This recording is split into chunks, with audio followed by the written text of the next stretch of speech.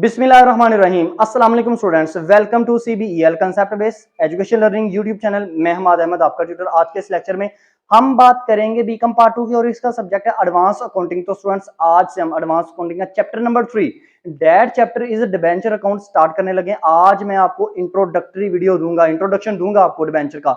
बहुत important video students, आपसे इस तरह इंट्रोडक्शन डिबेंचर का शेयर करूंगा ताकि जब भी आप क्वेश्चन करेंगे ना, मैं आपको गारंटी से कह सकता हूं आपको कभी भी क्वेश्चन करने में परेशानी नहीं आ सकती।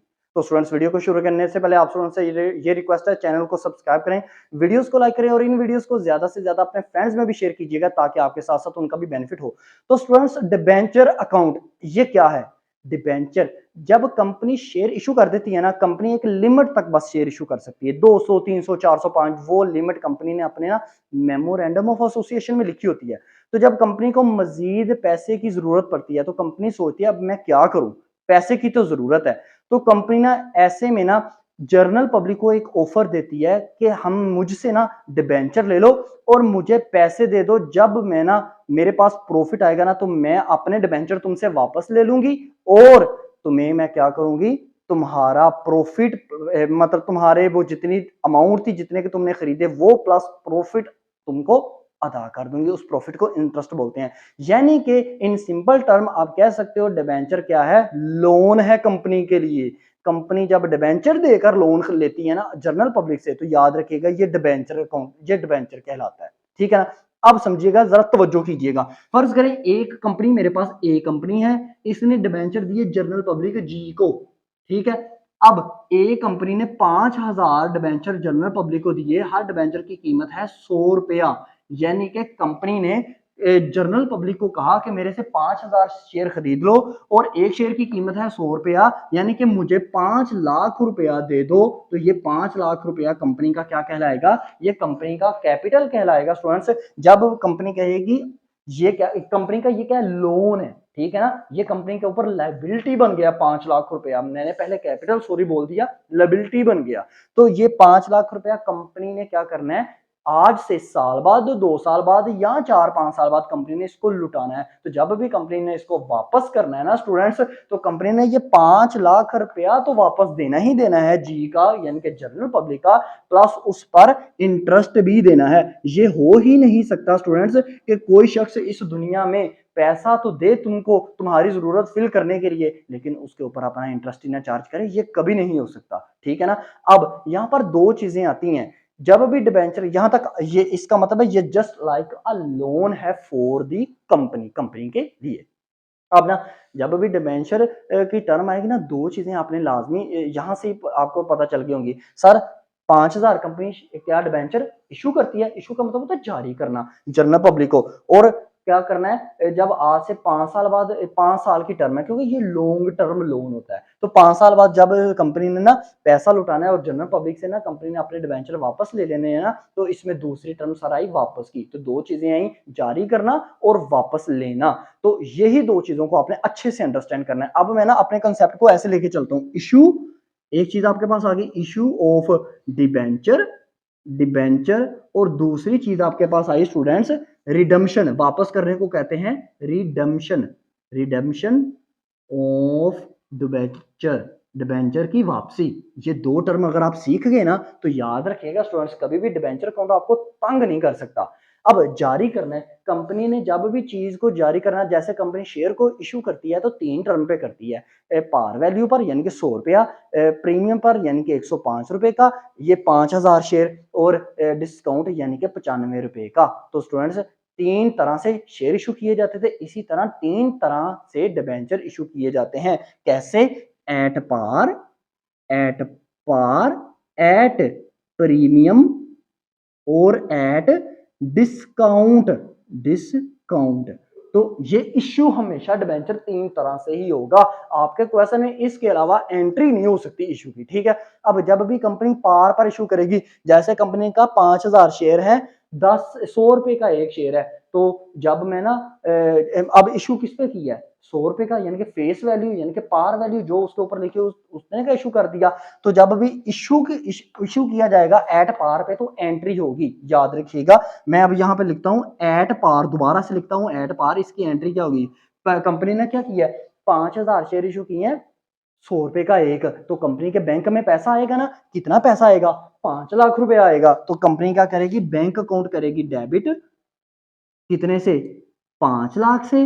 और क्रेडिट किसको करेगी, ये मुस्तकबिल में वापस करना है ना, तो 10%, इसके ऊपर लिखा होगा 10%, मैं बताता हूं 10% डिबेंचर 5 लाख। स्टूडेंट्स एक बात बताएं, 5 लाख रुपया तो क्रेडिट करना ही करना है, मतलब कंपनी ने लायबिलिटी है, 5 लाख तो वापस करना है, प्लस उसके ऊपर इंटरेस्ट भी तो वापस करना है ना। ये 10% डिबेंचर, इसका यही मतलब है। ऊपर लिखा होता है, डिबेंचर के ऊपर लिखा होता है कि भी 10% इंटरेस्ट दो, कंपनी लिखेगी कि ये 10% इंटरेस्ट वापस दूंगी, या 12% इंटरेस्ट वापस दूंगी, या 15% इंटरेस्ट वापस दूंगी, जब जब at the time of redemption आएगा, वापसी का वक्त आएगा। तो आप ये बैंक अकाउंट क्या ज़ाहिर करता है, कंपनी का एसेट बढ़ा।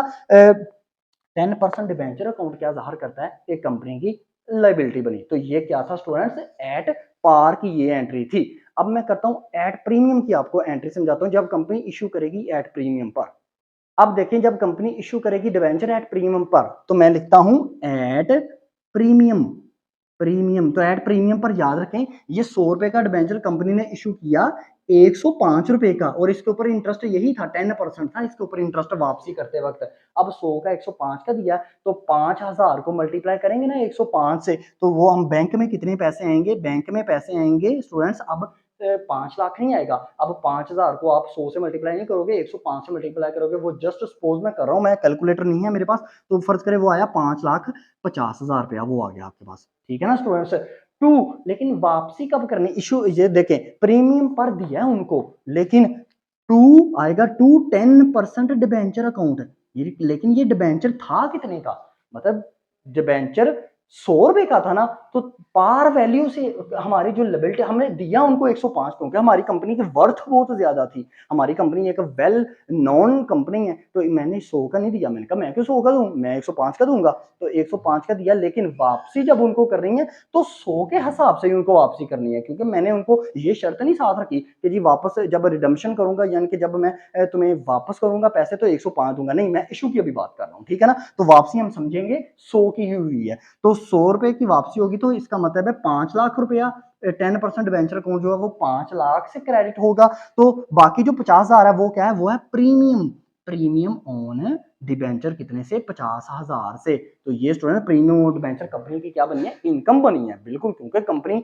बहुत वेल नोन कंपनी थी, बड़ी अच्छी कंपनी थी, ठीक है ना। तो उसने 50,000 रुपया जो है वो एज अ इनकम कलेक्ट किया है, किन से, डिबेंचर होल्डर से, मतलब जनरल पब्लिक से। तो इशू जब करेगी डिबेंचर एट प्रीमियम, तो एंट्री क्या आएगी, bank account to 10% debenture account, ये 10% की जगह 12% भी हो सकता है, ठीक है ना। और प्रीमियम ऑन डिबेंचर। अब स्टूडेंट्स बहुत से सोच रहे होंगे अभी तक, सर ये 10% इंटरेस्ट क्यों नहीं आप दे रहे, ये इंटरेस्ट जब वो कहेगा ना कि भाई इंटरेस्ट देने की बारी आ गई है, तब हम मैं आपको इंटरेस्ट की भी कैलकुलेशन बताऊंगा, ठीक है ना। अभी आपने यहां तक ऐसे समझे कि जब इशू कर रहे हैं ना, तब हम यही एंट्रीज पास करेंगे। अब समझिएगा, जब हम इशू कर रहे हैं डिबेंचर एट डिस्काउंट, तब जब कंपनी इशू कर रही है डिबेंचर, इशू का मतलब होता है देना, एट डिस्काउंट। और देखें ये क्या होगा, at discount.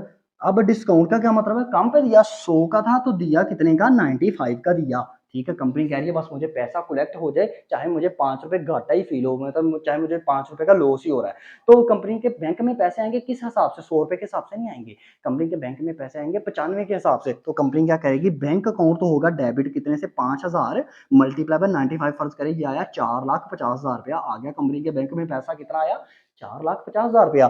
To 10% debenture account, ये डिबेंचर था कितने का, एक्चुअल में ये डिबेंचर लिखा था 100 रुपए का, फेस वैल्यू 100 रुपए की थी, यानी कि ये था लायबिलिटी हमारी अभी भी 5 लाख की है, देना हमने 5 लाख की है, ओके स्टूडेंट्स। लेकिन ये अब 5 लाख ऊपर है, 4,50,000, तो लॉस हुआ, लेकिन डिस्काउंट हुआ, तो यहाँ पे हम डेबिट करेंगे डिस्काउंट ऑन डिबेंचर, इसको भी डेबिट करेंगे कितने से, 50,000 से इसको डेबिट करेंगे, और इसका मतलब है आपकी एंट्री क्या हो जाएगी, bank account debit discount on debenture account debit 50,000 से, बैंक अकाउंट डेबिट 4,50,000 से, और टू 10% डिबेंचर अकाउंट 5 लाख से क्रेडिट। ये है आपकी इशू की एंट्री। अब वापसी का अमल आने लगा है। वापसी का जब भी अमल आएगा ना स्टूडेंट्स, याद रखिएगा, वापसी का अमल इनसे ही आएगा जिन जिन जिन तरीकों से आपने इशू किया होगा। तो इशू कैसे हुआ है? एट पार पे हुआ है, एट प्रीमियम पे हुआ है, एट डिस्काउंट पे हुआ है, तो तभी हमें पता चलेगा ना कि हमने वापस कैसे करना है। तो इसमें ना 5 कंडीशंस आती हैं, 5 कंडीशंस आती हैं रिडम्पशन में, ठीक है ना? अब रिडम्पशन आई है तो हमें ये पता होना चाहिए हमने इशू कैसे किया है। तो फर्ज करें मैं कहता हूँ इशू किया है एट पार पर और रिडीम भी करूंगा, वापस भी करूंगा एट पार पर। ये देखिएगा, मैं रिडम्पशन का नंबर 1 केस लिखने लगा हूं, issue at par, redemption at par, यानी कि मैंने 5,000 का शेयर था, 100 रुपए का दिया उनको और वापसी भी मैंने 5 लाख ही पैसे वापस करने हैं। अब मुझे ये बताओ, जब इशू किया तो एंट्री क्या होगी? फेस वैल्यू से पार वैल्यू से इशू किया तो एंट्री होगी ना यही, बैंक अकाउंट 5 लाख से debit to 10% debenture account 5 lakh से क्रेडिट, यही एंट्री होगी ना इशू की। लेकिन जब इनको वापस करना है, वापस भी तो 5 लाख ही करना है ना, तो इस सिचुएशन में मुझे रिडम्पशन की एंट्री नहीं करनी पड़नी, क्योंकि मुझे पता है मैंने जितने से इशू किया है ना, मैंने उतने से ही उनको वापस कर देना है। रिडम्पशन की एंट्री याद रखिएगा तब आपने करनी है जब आपको वापस करते वक्त कंपनी को कोई ना कोई लॉस हो रहा हो, कोई ना कोई नुकसान हो रहा हो, वो आएंगी सिचुएशंस है, ठीक है। तो इसका मतलब है अगर आपका केस नंबर 1 है issued at par, redeemable at par हो, तो याद रखिएगा आपकी एंट्री यही रहेगी, bank account to 10% debenture account 5 lakh, 5 lakh narration लिख देंगे आप, issue at par, redeemable at par, ये इस तरह के क्वेश्चन आपको आएंगे। नंबर 2 वापसी में क्या केस हो सकता है? नंबर 2 वापसी में केस हो सकता है, ध्यान से आपने सुनना है, case number 2, issue at premium, premium redeemable या रिडम्पशन एट पार, एक ही वर्ड है। तो मतलब उनको दिया 105 का, लेकिन उनको वापस पैसे देने हैं 100 रुपए के हिसाब से। तो आधी एंट्री पहले करते हैं, इशू किया एट प्रीमियम पर, तो एंट्री क्या होगी? एंट्री होगी बैंक अकाउंट 105 का दिया तो 5,50,000 रुपया बैंक अकाउंट में आया, टू 10% डिबेंचर अकाउंट, यानी कि डिबेंचर के ऊपर फेस वैल्यू क्या थी? 100 रुपया थी, तो 5 लाख यहाँ पर आ गया। 5 लाख को मल्टीप्लाई 100 दिया, 5,000 को मल्टीप्लाई 100 दिया तो 5 लाख, और प्रीमियम ऑन डिबेंचर आपका कितने से आया? 5,000 से आया। तो अब मुझे ये बताएं कंपनी ने वापस कितने करने हैं? 5 लाख ही वापस करना है। तो जब 5 लाख की कंपनी ने वापस करना है, क्या कंपनी को कोई नुकसान हो रहा है वापसी करते वक्त? जब कंपनी को रिडम्पशन मींस वापसी, किसकी वापसी?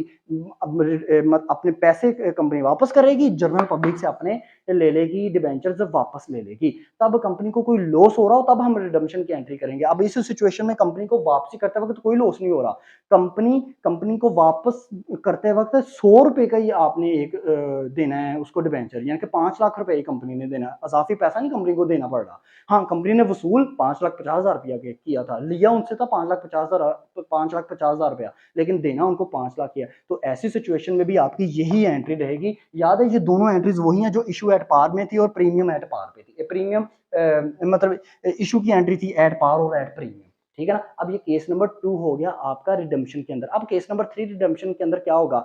Issued at discount, redeemable at par, ठीक है। अब देखिएगा केस नंबर 3 आपका क्या है?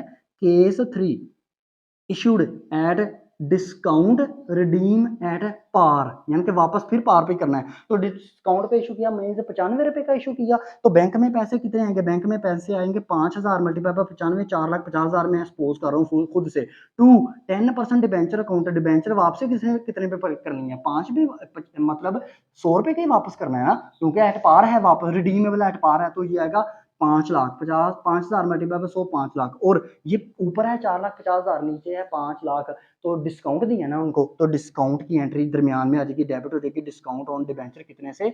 50,000 से। तो इसका भी मतलब ये हुआ जब इशू एट डिस्काउंट करेंगे, वापस करेंगे उनको पार पर, मतलब देते वक्त हम 5 लाख रुपए ही दे रहे हैं, ठीक है ना, अजाफी नहीं दे रहे। अजाफी देंगे ना, 5 लाख से ऊपर अजाफी देंगे तो हमें लॉस होगा, हमें मीन्स कंपनी को लॉस होगा। तो लॉस की एंट्री कंपनी पास करेगी, तब रिडम्पशन की एंट्री पास करेगी। तो issue at discount, redeemable at par, same ही एंट्री होगी जो इशू एट डिस्काउंट में आपने एंट्री अभी सीखी है। तो इसका मतलब ये 3 केसेस हैं। अब 4 और 5 नंबर केस बहुत इंपॉर्टेंट है, आपने तवज्जो से सुनना है, वहां पर रिडम्पशन की चीजें आएंगी। देखें फर्ज करें केस नंबर 4 हमारे पास है, कंपनी क्या करती है, कंपनी केस नंबर 4 है आपके पास, इशू डिबेंचर किया है एट पार पर बट रिडीमेबल एट प्रीमियम। ये देखें अब यहां पर समझ में आएगी आपको, कंपनी ने इशू किए हैं एट पार पर, तो पार पर इशू करेगी तो एंट्री क्या होगी, बैंक अकाउंट 5 लाख से, क्योंकि 5000 मल्टीप्लाई पर 100 करेंगे 5 लाख, टू 10% डिबेंचर अकाउंट, ये भी 5 लाख से।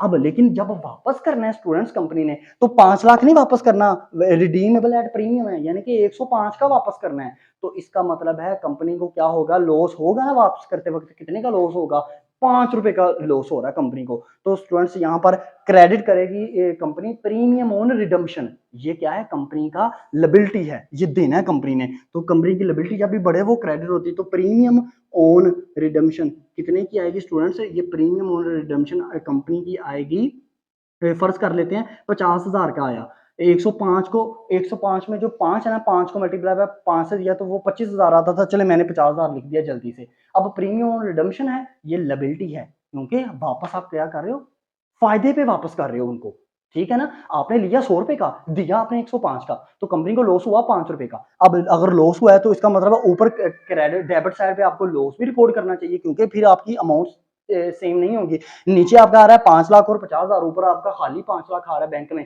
तो लॉस ऑन रिडम्पशन यहाँ पर डेबिट होगा, लॉस ऑन रिडम्पशन आपका डेबिट होगा कितने से, 50,000 से। अब इसकी नरेशन क्या लिख देंगे, issued at par redeemable at premium. जब भी लिया हमने, पैसे लिए जनरल पब्लिक से, कंपनी ने पैसे लिए 5 लाख, लेकिन देने उनको कितने हैं, 5,50,000, यानी कि प्रीमियम देना उनको ऊपर, तो कंपनी को 50,000 रुपया लॉस हुआ है। तो लॉस जब हुआ है तो लॉस ऑन रिडम्पशन डेबिट करेंगे, और प्रीमियम ऑन रिडम्पशन, क्योंकि लिबिलिटी है तो अभी से रिकॉर्ड करना है। अच्छा, प्रूडेंट कंसेप्ट ये कहता है कि फ्यूचर में आज से 5 साल बाद अगर कोई लॉस हो रहा है ना, उसको अभी से रिकॉर्ड कर लो। तो कंपनी ने अभी से रिकॉर्ड कर लिया है, लिबिलिटी भी लिखी है कंपनी ने और लॉस को भी अभी से रिकॉर्ड कर लिया। अब लास्ट आपका केस नंबर 5 क्या है, केस नंबर 5 आपसे ये कहता है, केस 5 वो कहता है इशूड डिवेंचर इशू किए at discount but redeem at premium. अब डिवेंचर इशू किया डिस्काउंट पर, यानी कि 95 रुपए का डिवेंचर इशू किया, तो बैंक में पैसे कितने जाते हैं, डिस्काउंट की क्या एंट्री होती है, बैंक अकाउंट 95 से होगा 4,50,000,